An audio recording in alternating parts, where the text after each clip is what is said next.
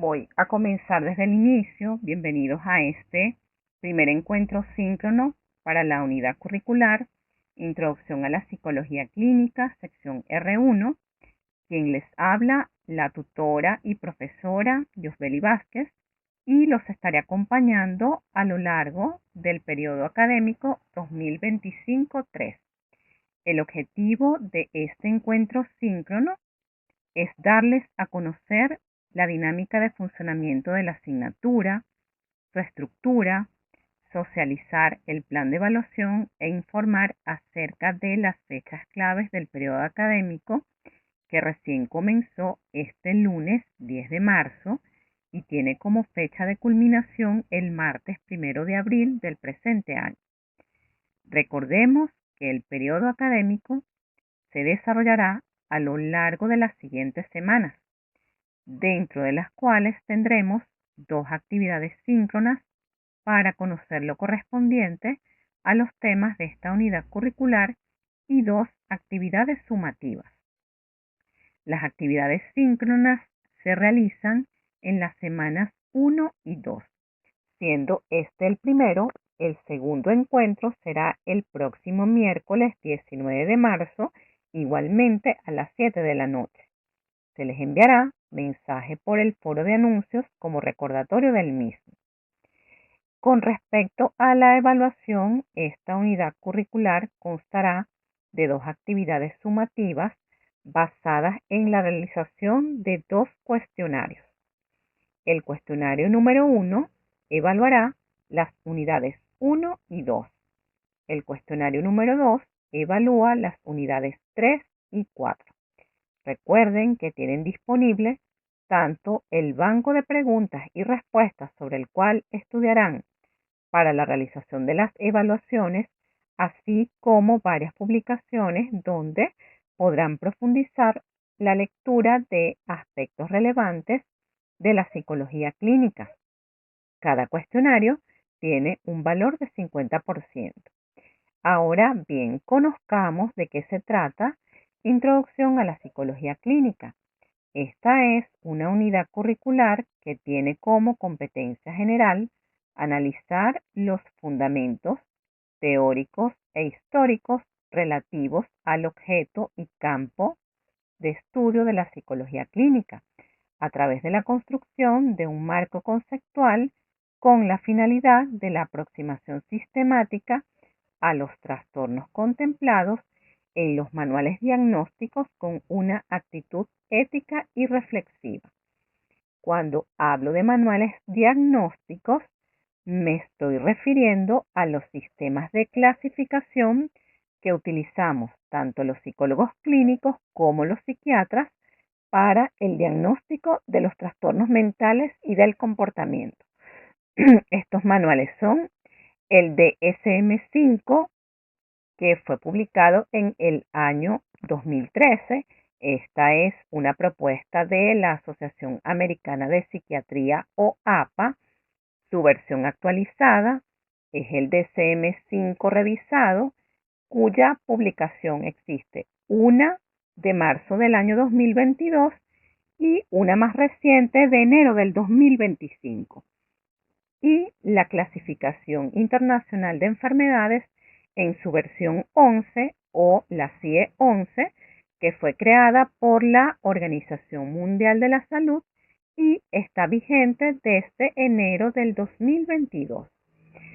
Los trastornos mentales y del comportamiento descritos en ambos sistemas de clasificación constituyen el lenguaje común y el consenso de los especialistas que ejercemos en el área de la salud mental. Ambos manuales proporcionan una guía actualizada y precisa para el diagnóstico y tratamiento de los trastornos mentales. Por tratarse de introducción a la psicología clínica, no vamos a profundizar en las particularidades de estos 2 manuales, sino que es importante que lo tengan como referencia. Ahora, con respecto a cómo está organizada Introducción a la Psicología Clínica, esta unidad curricular está organizada a su vez en 4 unidades de competencia. La unidad 1 cuyo tema es la psicología clínica, tiene como propósito estudiar el concepto y la aplicabilidad de la psicología clínica desde su evolución histórica para el establecimiento del rol del psicólogo clínico en la actualidad. ¿Cuáles son los núcleos temáticos que se profundizarán en esta primera unidad? La definición de la psicología clínica, sus características, su objeto de estudio, representantes y corrientes del pensamiento, así como el rol del psicólogo clínico en la sociedad actual. En lo que se refiere a la unidad 2, cuyo tema son los modelos psicológicos, esta tendrá como objetivo analizar los modelos psicológicos a través de las diversas aproximaciones teóricas para el análisis de trastornos o patologías clínicas. Dentro de los modelos psicológicos se profundizarán en lo que son sus conceptos, su desarrollo histórico en general, hallazgos experimentales y generalidades teóricas aplicadas a los trastornos psicológicos desde los modelos biofísico, dinámico, conductual, fenomenológico y sociocultural. Con respecto a la unidad 3, esta aborda el tema de la historia clínica y tiene como propósito estudiar la información acerca de los diferentes modelos de historia clínica a través de la entrevista para el diagnóstico de trastornos mentales. Los núcleos temáticos que se profundizarán en esta tercera unidad son los tipos de historia clínica, sus características generales, sus formatos y los formularios de los modelos dinámicos, conductuales, cognitivos y fenomenológicos adaptados al área de la salud mental. Y la última unidad, que es la unidad 4, aborda el tema de la salud mental. En este se analizan las nociones básicas acerca de la salud a través de la planificación de estrategias para la prevención de trastornos mentales. Se profundizará en lo que son las definiciones de salud mental, sus características, objetos y estrategias de salud mental de acuerdo a lo que propone tanto la Organización Mundial de la Salud como la Asociación Americana de Psiquiatría y las diferencias entre salud y enfermedad mental. Ahora hablaremos de lo que es la psicología clínica y sus definiciones. La especialidad de psicología clínica se puede definir como una rama de la psicología que investiga y aplica los principios de la psicología a la situación única y exclusiva del paciente para reducir sus tensiones y ayudarlo a funcionar en forma eficaz y con mayor sentido. Y esta es una propuesta del autor denominado Goldenberg. En términos generales, la psicología clínica es la aplicación de los principios de la psicología a la situación psicológica del individuo para una mejor adaptación de la realidad. Y esta es una propuesta del autor denominado Rother, quien es uno de los representantes o los teóricos que ha desarrollado toda su trayectoria en el área de la psicología de la personalidad. Y además es el autor de el test denominado test de frases incompletas de Rother. Ahora, para Courtine, la psicología clínica se preocupa por entender y mejorar la conducta humana. Su aspecto clínico consiste en mejorar la situación de las personas que se encuentran en problemas, utilizando para ello los conocimientos y las técnicas más avanzadas, procurando al mismo tiempo, mediante la investigación, mejorar las técnicas y ampliar los conocimientos para lograr mayor eficiencia en el futuro. Charcot propone que la psicología clínica se dedica a los problemas de adaptación psicológica del individuo, determinando y evaluando sus posibilidades de adaptación, estudiando y aplicando las técnicas psicológicas apropiadas para mejorarlas. Watson, por su parte, define la psicología clínica como la aplicación de los principios y técnicas de la psicología a los problemas del individuo. El cuerpo de doctrina, es decir, las bases teóricas que se manejan en esta especialidad, provienen de la psicología, de la teoría de la personalidad, de la psiquiatría, del psicoanálisis y de la antropología. Todas estas definiciones podemos ver que comparten, o el aspecto común es la atención al individuo para llevarlos a restablecer un nivel de adaptación a su realidad a través de distintas herramientas terapéuticas, que en este caso son las técnicas terapéuticas que usamos en psicoterapia. Los psicólogos clínicos actuales nos dedicamos a ayudar a personas que tienen problemas o trastornos psicológicos. Por eso, en la unidad 4, hablaremos de salud mental. Para estudiar, ustedes van a basarse en los autores mencionados en el banco de preguntas y respuestas. Las definiciones que acabo de describir es para que ustedes conozcan que existen una variedad de definiciones que se basan en la postura teórica de cada autor. Ahora, en este punto es importante hacernos la pregunta: ¿qué hacemos los psicólogos clínicos?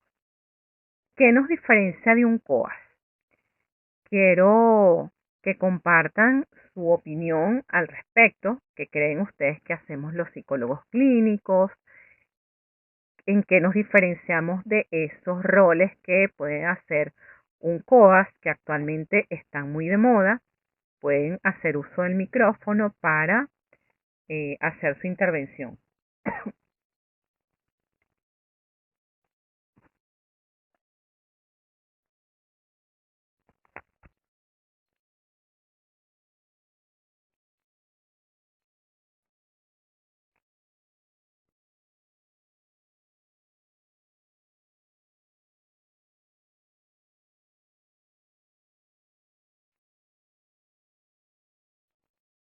Bueno, buenas noches. Eh, yo creo que el psicólogo es un profesional de la salud mental eh, que va a diagnosticar, tratar enfermedades a nivel psicológico, y el coach creo que puede ser como un acompañante en el logro de objetivos de una persona. Ok, muy bien. ¿Alguien más? Buenas noches. Buenas noches. Buenas noches a todos, gracias. Bueno, yo veo como diferencia que el COAS es como motivación y el psicólogo clínico es como la ayuda al problema que tiene el paciente. Ok, ¿qué tipo de problema? La situación que pueda estar presentando el paciente en el momento, Okay. o lo que esté, el problema que pueda tener el paciente. Ok, muy bien. ¿Alguien más? Ajá. Buenas noches a todos. Buenas noches. Creo que la diferencia entre COAS y psicología es que primero deberíamos hablar de la formación. La formación de los psicólogos suele ser más amplia y más completa. Igualmente el objetivo. La psicología se centra a las personas, a su salud, y que desarrollen. Y tengo entendido que los COAS hablan de clientes. Nosotros hablamos de personas. Tratamos directamente, o estamos facultados bajo los criterios primero de educación y ley para trabajar con trastornos mentales o de conducta. Y creo que los COAS es otro tipo de lograr el éxito, otro tipo de interés. COAS no puede ser considerado un terapista como los casos de un psicólogo clínico, y creo que es parte de la diferencia.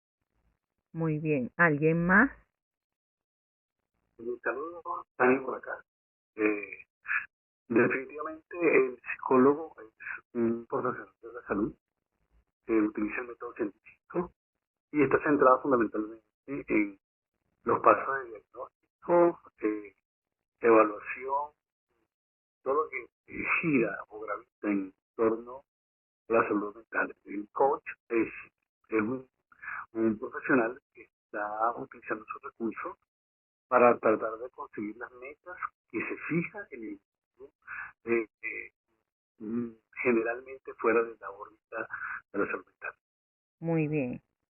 ¿Alguien más?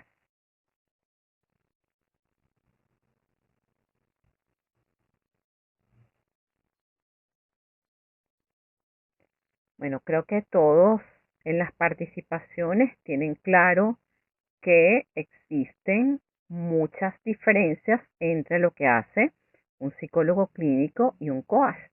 Comenzando porque la psicología y el coaching son dos campos distintos, sobre todo en el área de aplicación, pero que pueden tener algunos elementos comunes. Rescato lo que dijo alguno de sus compañeros. Ciertamente, la psicología constituye una disciplina científica, porque nosotros nos basamos en el método científico. Nos enfocamos en el estudio del comportamiento humano y de la mente, de acuerdo al enfoque teórico, al tratamiento de los trastornos y condiciones de salud mental, mientras que los coaching no pueden hacer eso, eso se sale de su ámbito de acción. Los psicólogos nos basamos en la rigurosidad metodológica que ciertamente nos aporta el método científico. Utilizamos métodos, técnicas e instrumentos de evaluación psicológica sustentados en los distintos enfoques teóricos con el objetivo de evaluar, diagnosticar y tratar trastornos y problemas de salud mental. Por eso es que yo al inicio les hablaba de estos manuales diagnósticos. Esta es la guía, exactamente, nos regimos por un código de ética. Y además, nosotros nos regimos para los diagnósticos en base a la entrevista clínica, nuestras observaciones y los lineamientos que están pautados en estos dos manuales. Todo esto significa que idealmente no formamos bajo los lineamientos de la evidencia científica. Recordemos que psicología es una licenciatura, que al menos implica una formación de 4 años en el pregrado y 2 años mínimos en el posgrado y una constante actualización en lo que respecta a la investigación, a todas las técnicas diagnósticas, en habilidades clínicas y en el desarrollo personal. La relación terapéutica suele ser más jerárquica. El psicólogo clínico es el experto en salud mental y el paciente es el que busca la ayuda. Los psicólogos aquí en Venezuela debemos tener un título universitario que nos denomine licenciados en psicología y el Colegio de Psicólogos del Estado donde ejerza el profesional y la Federación de Psicólogos de Venezuela son quienes nos avalan el ejercicio profesional. La confidencialidad y la ética profesional ciertamente están reguladas por el Código de Ética del Psicólogo en Venezuela, que hace que obligatoriamente tengamos que proteger la privacidad de los pacientes. El psicólogo clínico debe completar un programa de formación, sobre todo aquellos que nos dedicamos al área de psicología clínica y tener experiencia en la práctica clínica. Mientras que el coaching es una metodología centrada, como los dijeron ustedes, más en el desarrollo personal y profesional. Las intervenciones están orientadas más desde lo motivacional. El coach trabaja con clientes para establecer objetivos y desarrollar un plan de acción. La relación es de iguales y es colaborativa. Utiliza métodos como la observación, el feedback, el establecimiento de objetivos con el objetivo de mejorar desempeño, aumentar satisfacción y el logro de metas. La mayor crítica que se les hace a los COAS es que muchos no poseen ni la formación académica ni la capacitación adecuada en conocimientos de psicología suficientes ni en otros campos de la salud mental. Esto puede llevar a que con mayor probabilidad no estén capacitados para manejar situaciones complejas o para proporcionar un apoyo adecuado a las personas que buscan ayuda. Algunos, por no decir la mayoría, invaden el área de la salud mental, proporcionando servicios que están más allá de su formación y su capacitación.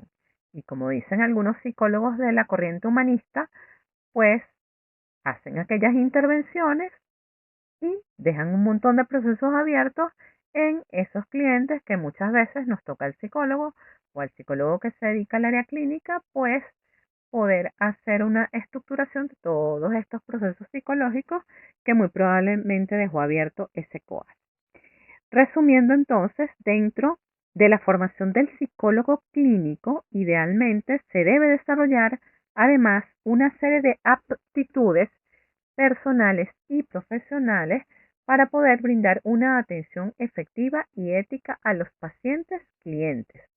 Dentro de la corriente de la psicología clínica, nosotros los llamamos pacientes. Dentro de las nuevas corrientes cognitivo-conductuales o dentro de las terapias contextuales y desde el enfoque humanista, no se les llama pacientes sino clientes. Dentro de las aptitudes personales, se destaca la importancia del desarrollo de la empatía, no solamente desde el punto de vista emocional, sino desde el punto de vista cognitivo. Cuando hablamos de empatía emocional, es que tengamos esa capacidad para poder comprender y entender las emociones de la otra persona y cuál es el motivo de su sufrimiento. Y cuando hablamos de empatía cognitiva, nos estamos refiriendo a que podamos comprender cómo son las creencias, los pensamientos y todas aquellas distorsiones que tiene la persona en relación con su motivo de consulta. Todos estos elementos de la empatía son un elemento fundamental para poder establecer una relación terapéutica efectiva. Por otra parte, debemos tener habilidades de comunicación asertiva y efectiva, esto es, la capacidad de expresarse de manera clara, concisa y respetuosa, que son aspectos esenciales para poder establecer una relación terapéutica adecuada y así brindar orientación y acompañamiento a los pacientes. Por otra parte, los psicólogos o la formación del psicólogo debe incluir el desarrollo de la autoconciencia. Esto es, la capacidad para reconocer y comprender los propios pensamientos, sentimientos y comportamientos hacia el paciente para poder desarrollar una práctica clínica y efectiva. Además, la formación del psicólogo debe implicar el desarrollo de la flexibilidad y adaptabilidad, es decir, esa capacidad para adaptarnos a los distintos pacientes y sus distintas complejidades, desarrollando esa capacidad para no emitir ningún tipo de juicios ni críticas. Cuando a veces los pacientes dicen que, ay, usted me va a regañar porque no hice tal tarea, siempre le debe quedar claro al paciente que el compromiso no es con nosotros, sino con ellos mismos y con su proceso. Nosotros no estamos para criticar ni juzgar ninguno de los comportamientos ni las actitudes de esos pacientes. Estamos para acompañar su proceso. En este sentido, desarrollar habilidades de resiliencia y manejo del estrés de nosotros mismos hará que podamos preservar nuestra salud física y mental dentro de un entorno de trabajo que se considera muy exigente. Que nosotros también tenemos que desarrollar una capacidad de atención permanente en el discurso y en leer el lenguaje corporal de nuestro paciente cuando nos está refiriendo a su discurso. Desde el punto de vista profesional, las actitudes que el psicólogo clínico debe desarrollar Por supuesto, están los conocimientos teóricos y prácticos, lo cual implica una formación académica con una base sólida en enfoques teóricos y también en evaluación, en diagnóstico y en el tratamiento de los diversos trastornos psicológicos. Por eso, en su formación, ven desde los aspectos teóricos y vamos avanzando en las prácticas. Y no sé si ustedes ya han visto psicopatología, pero psicopatología es una de las asignaturas complementarias a la psicología clínica. Es en psicopatología clínica que ustedes van a ver la caracterización de estos manuales diagnósticos que yo les mencioné al inicio. Van a poder tener la oportunidad de desarrollar en sus prácticas las entrevistas clínicas, la posibilidad de realizar a través de distintos instrumentos los exámenes mentales a los pacientes, que no solamente hacemos por observación, sino a través de instrumentos como la evaluación cognitiva Montreal o el examen mínimo del estado mental, y que a su vez lo van a complementar con las herramientas que ven en métodos de evaluación psicológica 1 y 2, donde van a conocer distintos instrumentos para la evaluación general de sus pacientes. Ahora, con respecto a lo que es dentro de la formación del psicólogo clínico, también debemos entrenarnos en habilidades clínicas. Eso implica que debe haber un entrenamiento en técnicas de evaluación psicológica, en las entrevistas clínicas psicológicas, en técnicas terapéuticas y en distintas alternativas de psicoterapia. Ustedes tienen dentro de su pensum teoría de los tratamientos 1 y teoría de los tratamientos 2, que allí es donde van a ver los elementos de psicoterapia. Los que escojan la mención clínica van a ver todas estas técnicas terapéuticas aplicadas tanto al área infantil como adolescente y adultos.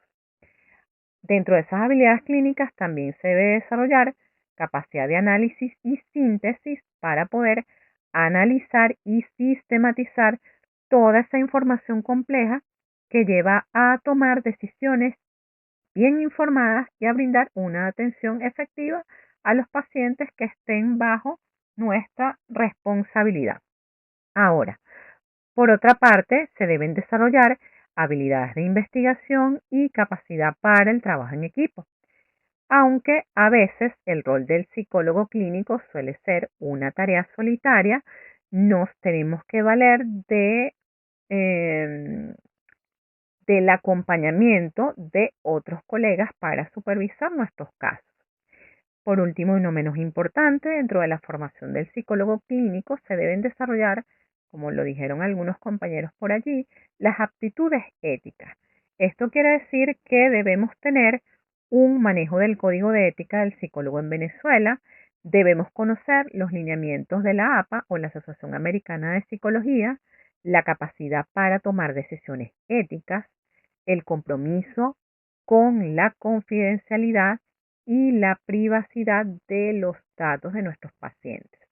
Un psicólogo que ejerza su trabajo con responsabilidad ética protege la información personal y sensible de sus pacientes, evitando, porque lo he visto, hacer uso en sus estados de Instagram, de WhatsApp, propaganda de mensajes que les mandan sus pacientes o hacer un marketing inadecuado del ejercicio profesional. En estos días, por cierto, me mandaron una propaganda de un psicólogo que hace la primera sesión gratuita. Y yo creo que nosotros invertimos suficientemente tiempo, esfuerzo, dinero, dedicación para formarnos como para estar regalando nuestro trabajo. Así es que se empieza el deterioro del gremio. Ahora, desde la práctica profesional y en el tema que nos ocupa, no parecerá exagerado decir que el 99% de los psicólogos clínicos se dedican a una combinación de estas 6 actividades que voy a mencionar: evaluación, tratamiento, investigación, enseñanza, consultorio y administración.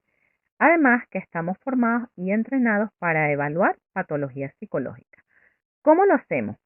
A través de la formación adquirimos herramientas, como ya les mencioné, en relación con formación en la entrevista clínica, los test psicométricos de evaluación. No es que hacemos evaluaciones subjetivas como muchos dicen por ahí, sino que para eso utilizamos las escalas estandarizadas, que eso le dan objetividad a nuestro proceso de evaluación. Por ejemplo, para evaluar la depresión, existen instrumentos para medir los niveles de depresión. Tenemos los más conocidos, la escala de depresión de Beck y la escala de depresión de Hamilton. A través de ellos medimos la severidad y el nivel de los síntomas. Si tenemos un paciente con un trastorno depresivo mayor, nuestra alerta, además de la presencia de la alteración en los hábitos de sueño, alimentación, llanto fácil, desmotivación, apatía, está la presencia de los pensamientos de muerte o la ideación suicida. En este sentido, el abordaje de nosotros también debe incluir la decisión de hacer la interconsulta con el especialista en psiquiatría, quien es el que va a evaluar la pertinencia de la medicación. Los psicólogos no medicamos, esto les tiene que quedar muy claro. Esta es una competencia que solamente corresponde al psiquiatra, quien es el que va a decidir el tratamiento farmacológico pertinente, la hospitalización, el acompañamiento terapéutico y el abordaje a la familia. No solamente en los casos de depresión, sino en los casos de ansiedad, en los casos del trastorno del espectro de la esquizofrenia y todas aquellas condiciones que necesiten de tratamiento farmacológico. Ahora, todos los signos y los síntomas, como los que les acabo de describir del llanto, la apatía, los podemos revisar en los manuales diagnósticos y evaluar los síntomas mediante el examen mental. Y esto va a ir reflejado en la historia clínica, que lo vamos a ver en la unidad 3. De esto vamos a hablar en la actividad síncrona de la semana que viene. Los métodos que se pueden usar para recopilar los datos son variados, que literalmente sería imposible hacer una lista completa. Pero, a pesar de su diversidad, se pueden catalogar en 3 grandes categorías: las pruebas o los test psicológicos, las entrevistas y las observaciones directas.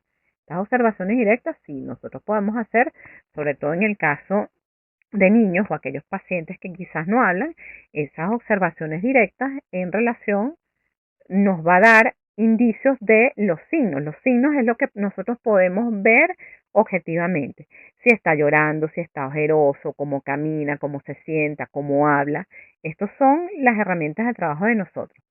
Generalmente, estas pruebas o test consisten en pedir que se responda a estímulos normalizados presentados en vivo, por escrito u oralmente, en fotografías, en películas o en grabaciones.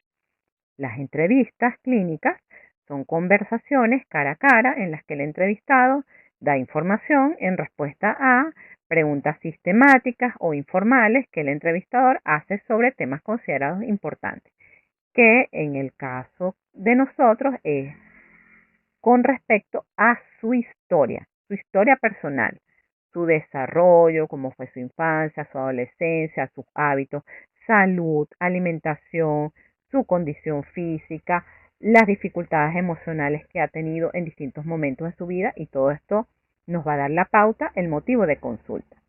La observación directa, por su parte, consiste, como su nombre lo indica, en observar la manera en cómo el paciente se maneja en una situación provocada o también en su vida normal.